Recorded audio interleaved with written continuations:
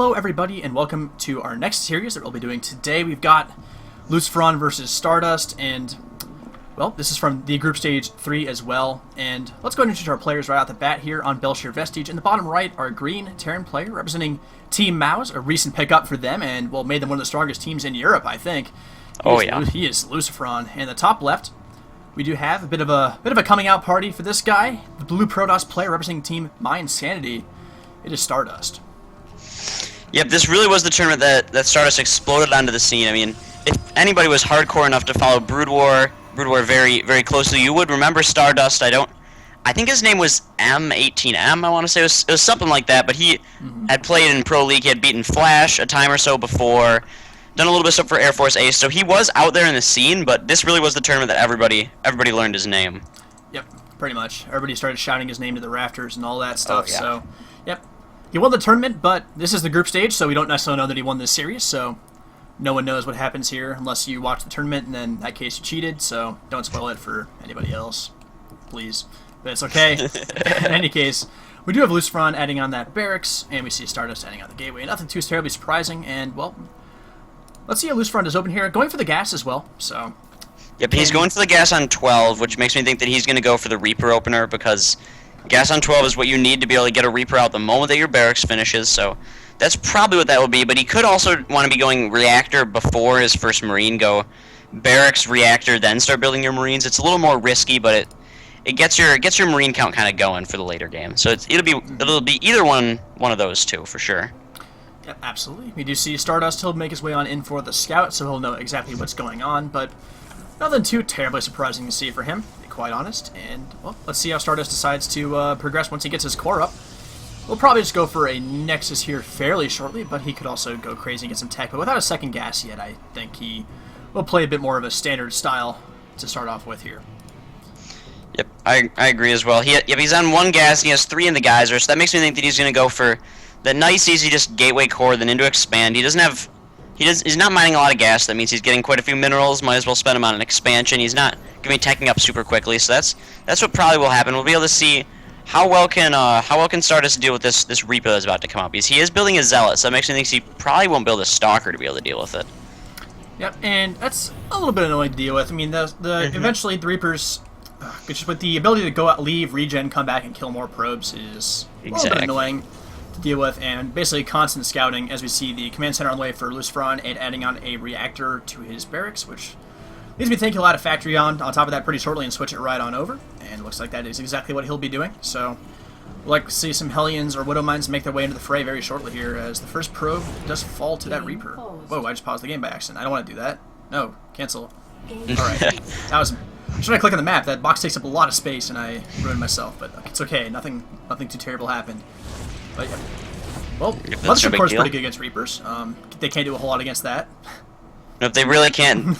Lucifron's trying his best to try to deny Stardust's natural expansion here, but this Mothership Core can just endlessly poke away at the Reaper, so that's going to have to drive it out. And back in the Lucifron camp, he looks like he's taking his second gas. This is definitely a possibility of going for some sort of Hellbat drop kind of play. If he does do that, we'll see a Starport and the armor going on at the same time. But an issue is there's a Zealot and a probe up inside Lucifron's main base. He did not wall off with this reactor, so this could be a little bit of an annoyance for him to deal with. He might lose an SCV or so, or he could lose even more if he doesn't micro these Marines correctly. But it looks like he'll be fine. The moment he gets these other 2 Marines out, it'll be no issue, and the Reaper will help as well. Certainly will. It takes a while to plink down that Zealot with the Reaper, but it will get it done eventually. Will he lose that Marine, though? No, he will not. Professional plays. Oh, here comes the Mothership Core to be a little bit annoying as well. The Marine counts... Well, okay, now it's there to deal with it, so he'll be forced to back out with that, but... Well, nice little sneaky way to sneak in, get a couple I think he only got 1 SCV, actually, to be honest, but... Armory on the way, and Hellbat drops... Well, it seems like they're an inevitability. God, that was hard to say here. Oh, yeah. Yeah, the Hellbat drops are definitely a very common thing, but a nice thing that Stardust's aggression did is it forced Lucifron. He wanted to build a Widow Mine, be able to deal with the Mothership Core as it flies in, or another Stalker or Zealot that comes by, so that delayed the production of Hellions, made it so when kind of the Hellbat drop flies into the main base, usually people will run Hellions into the natural as well, that they were building up as the armory was building, so it looks like Lucifron probably won't be able to have that ability. It'll just be Hellbat drops, which are plenty powerful themselves, so... Oh, and that Widow Mine does actually get burrowed. It'll get repaired right on up as well, so... Cheeky little play there from my Lucifron, making sure that Widow Mine's ready to go right out the bat, gonna repair the depot as well. And yeah, so this high ground poking should be pretty much over for Stardust. I mean, he'll lose a Stalker if he approaches it at all. So yes, that's just not really worth it. I mean, he could go up and tank it and tank the fire with his Mothership Core if he wanted, or he could go for this other depot, which is kind of nice. These Marines cannot reach those Stalkers. If there's a Marauder in the bunker, they would be able to, but it looks like he's going to try to pop out and deal with it, but not all of his Marines popping out on the correct side, so.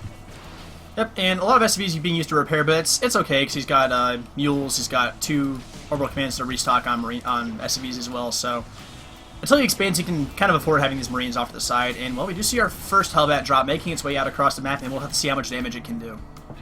Yep, we don't mind reburrowing on the ramps. This should completely stop Stardust's aggression, but he is stopping Lucifron from being able to take his natural, which is really, really nice for him, but we're just going to have to see how well he can deal with this Hellbat drop. That'll really be a big decider in this game, because if Lucifron doesn't do any damage with this, he's going to be pretty far behind. Yep, his entire opener is pretty much dedicated to getting this off and doing as much damage as possible. One Stalker is here to defend, but that is not going to be able to take out that medevac quite quickly enough. Hellbat's dropped down, but a really nice reaction from Stardust, pulling the probes nearly immediately, forcing the pickup, and well, I think we might see Lucifron be in a bit of trouble after how this has gone so far. Not going to get any workers. Does get a sentry, which is a nice little pickoff, but loses the medevac, gonna lose both of his Hellbats, and without having too much to show for other than killing a sentry. And, well, not a single worker killed in that attack, I don't think. Yeah, he has 4 workers killed overall in here, so yeah, maybe 2 there. Yeah, that really isn't worth it. I mean, the Hellbats don't cost that much themselves. It's just 200 minerals from them, but losing the medevac is a big deal. It's 100 gas. It takes a long time to build, stuff like that, so that really is the big issue. Your medevacs are the most important thing in your Hellbat drop, which is something that it's hard for some people to grasp their mind around. Like, if you're trying to deal with a Hellbat drop, you want to focus fire the medevac. It does the healing. It really makes the Hellbats incredibly mobile, so losing that is kind of a bummer, but he can always just go back in for round 2, right when another one pops out, so. Yep, and it looks like we're going to see Stardust shifting into Bio here pretty shortly, adding on 2 E-Bays, adding on the Stim Pack as well, and starting to produce some more units out of those barracks, but gonna have or we can go for a bit of a hybrid composition as well with like Marauder. Hellbat Marauder is that's a really good way to go. Actually, pretty damn effective, and it can because the medevacs heal everything because Hellbats are biological for reasons unknown to man. But we just see a couple more barracks being added on as well, so it should be primarily Bio here with some mech support, but not a tremendously large amount, I don't think. It'll probably just be mostly Bio with one reactor factory just producing. In the meantime, more Hellbat drops dropping in, and well. Man. The probes in the main have been evacuated, and they will return to mine now as the drop is mostly cleaned up, but the medevac is still here, and 2 Hellbats inside of it, and he'll make his way on out, and the workers kill tab up to 15, so that was a bit more successful that time around. Yep, that was a good Hellbat drop for him. That was definitely worth it, and it made up the kind of little bit of a deficit he was put back in the beginning of the game. So this is, I'd say they're on pretty even footing currently. I mean, Lucifron has his double eBay. He's not upgrading on him yet, but he will soon. His 3rd command center just finished, and Stardust is working into the point where he can start taking his 3rd command center. He has his Colossi started, and hopefully he should start Thermal Lance pretty soon. Yep, and the 3rd base, like you said, is on the way for Stardust now. Just started up a second ago, and well, it's going to be even harder to really deflect Hellbats on 3 bases as well. He should get Stalkers on these Blink on these Stalkers. That'll help out quite a ton, at least in picking off the medevacs in a expeditious fashion to try and limit their effectiveness as well. Because like you said, once the medevacs are gone, the Hellbats can still do damage, but they do it in a lot slower of a fashion. They have to walk to where they want to go instead of being speed boosted there. You can just run your probes. Yeah. It's no big deal. Pretty much. So having the Blink will be really nice once he does eventually go for that. But right now, investing a lot of his gas into the Colossi, which I certainly can't blame him for as well. Getting up those armor upgrades as well. And yeah, but here comes a little bit of a hybrid force. Hellbats and medevacs, and some Marines and Marauders as well. I like this Hellbats and medevacs play. He's going to go and drop these right on the Stalkers. That'll help draw some of the fire. He can even try to get the Colossus with that, or even if he can just make it so the Colossus isn't shooting for a long time, this is really going to help. He deals with the Colossus straight out. He has quite a few Hellbats left, quite a few Marauders here, so you should be able to deal with these Stalkers pretty easily, but nice micro there, saving the Marauders as well with the medevacs. And, well, these Stalkers really can't fight this army head-to-head. I mean, these 3 Marauders are being bold as heck, just stemming right on in, and here's the drop on them as well. And, God, it's just so strong. I mean, how do you... It's so hard to deal with that as a Protoss player, because, like, what do you really do? I mean, Stalker DPS, I mean, once you get a big old pack of them, you can kind of pick medevacs off and deal with it, but it's so hard early game to really keep the medevacs down before they get on top of you like that, and Hellbat's only issue really is closing speed, and if they get dropped on top of you, that's not an issue at all. Yeah, Lucifron doing a really good damage there, dealing with the Photon Overcharge AI. What he did is he flew the medevac directly next to the Nexus, so it'd take a couple of the shots from the Photon Overcharge. Then he made sure to fly it away right before it got killed so he wouldn't lose the healing. But what that did is made it so made it so his other units wouldn't get killed off. He'd be able to continue and have more DPS and be able to actually take down that Nexus. I think if he wouldn't have done that, he wouldn't have actually got it because it was super close. So that was really, really cool on-the-fly decision-making from Lucifron. Yep, and actually, back to the first part of that battle, because basically the Hellbats got dropped and didn't really get microed a whole lot, but soaked a lot of fire and were a nice distraction. Whereas Lucifron immediately grabbed the Marauders, stemmed them, and focused that Colossus down immediately, right off the bat. That's what you need to do. And it was really, really nicely executed, because, I mean, without a whole lot of Zealot protection, Colossi die pretty quickly to, God, I'm getting every unit name wrong. Colossi die very quickly to Marauders when they're not protected that well, and it was just very nicely done by Lucifron. That was a pretty nice engagement, and that'll give him a very nice edge going into the rest of this game. Yeah, and Lucifron's in a really good position. His third base is done while Stardust has to rebuild his. Lucifron is going up into his 2-2 upgrades while Stardust only has 1 armor right now and is working on 1 attack, so... Oh no, he has 2 armor actually. Okay, so that's slightly better, but Lucifron still will be on a 1 upgrade advantage. He'll like Charge Lot and Storms are coming out, but he's already getting his Ghost Academy. He's already working on a 2nd starport to deal with these Colossus. It's just as long as he doesn't overcommit to Vikings, because it doesn't look like there's going to be a lot of Colossus. Lucifron should be in a pretty good spot because he is up 60 supply. Yeah, and, I mean, he's got all his medvacs loaded up once again, ready to potentially go for another engagement, and he knows he's taken out a fair bit of the standing army that was there previously, so he feels very content to go across the map and just go for a kill here. And, well, when your army supply is up by about 30 against a Protoss player in the situation, and total supply is 160 to 117, yeah, I think this is a pretty good idea to just go out and try and kill the guy right now. Don't let Protoss get that army up that is able to actually, like, deathball and take you out. And Storm won't even be done by the time this arrives right off the bat, I don't think. Yeah, but it's really good that he's hitting before Storm. He doesn't have a huge stuff to be able to deal with this, and he does have quite a few Marines that can get stormed out pretty easy, but he might want to wait around for 2-2. The only issue is Storm will be out by then, but he'll have such a big upgrade lead. He'll just 2-2 bio is just so powerful. I think he'd be able to push through that pretty easy. So that's what I think he's just waiting around for right here, kind of repositioning. Oh, unless he goes all the way back home.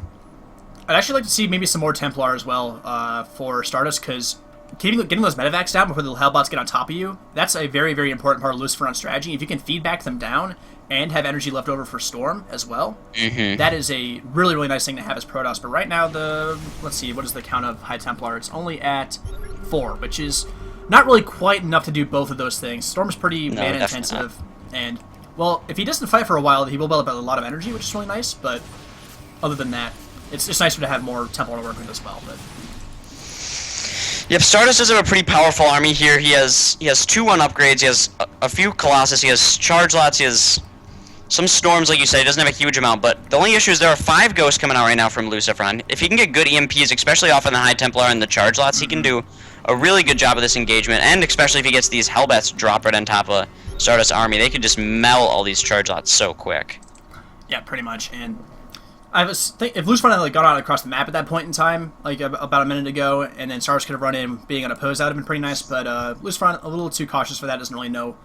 Well, he knew where the army was, he saw it at the pile on the left side of the map when it was still there, so yeah, he knows that Stardust is around, but I mean, both players kind of tiptoeing around right now, and nearing that max, so we're going to see an engagement here pretty shortly, and but here comes Lucifron, and Stardust isn't careful. You do see the EMP and the Storms start to go off. Not quite, though. Still a lot of EMPs left, and those Templar need to be really careful. They're actually running away very slowly. You can see some snipes here, actually. One gets picked off. That had a lot of energy. And second as well, forces drop a Storm on next to nothing. So a nice start here for Lucifron already, because those high energy Templars are the ones you want to have at the fights. Oh, yeah. Those Templars are so important to his armies. He doesn't really have very many Colossi. He only has 2, and you need splash damage to be able to deal with an army like this from Terran, especially with all the Marauders and Hellbats there are, and you're going to need something to help be able to rip those down, because Charge Lots are not going to be able to do it. So he's going to have to get really, really money Storms with the few that he has. He has one pretty good Storm here that Lucifron's walking right into, but those Hellbats dropped on top of Stardust's army are just melting all of it. Yep, Vikings being landed as well to tank some fire as well, and here comes the rest of the bio that has not really been doing much of anything so far in this fight, dealing with the Zealot buffer, and now they're going for the core of the army, and while Stardust is in a really tough spot, there's really no other way to put it. Photon Overcharge being used, but I mean, that basically died. Oh, that's really nice Storm right there. That'll delay things just a bit here, but there's still a lot left here for Lucifron. This third base is almost certainly going to go down, and that's not a position that Stardust can afford to lose. Colossus can run in and die for pretty much nothing at all.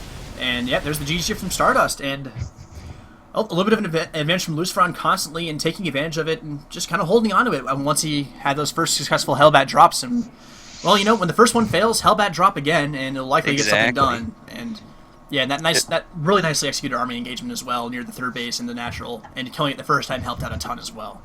If he did such a good job of those Hellbite drops and then stretching it into killing off that third base, and after he had that little bit of lead, just kind of rode it all the way through. So good job to him. Yep, so nicely done. So we'll head into game number 2 here very shortly, so stay tuned for that, and we'll be right back with that one, guys. Thank you for watching. Thank you for watching.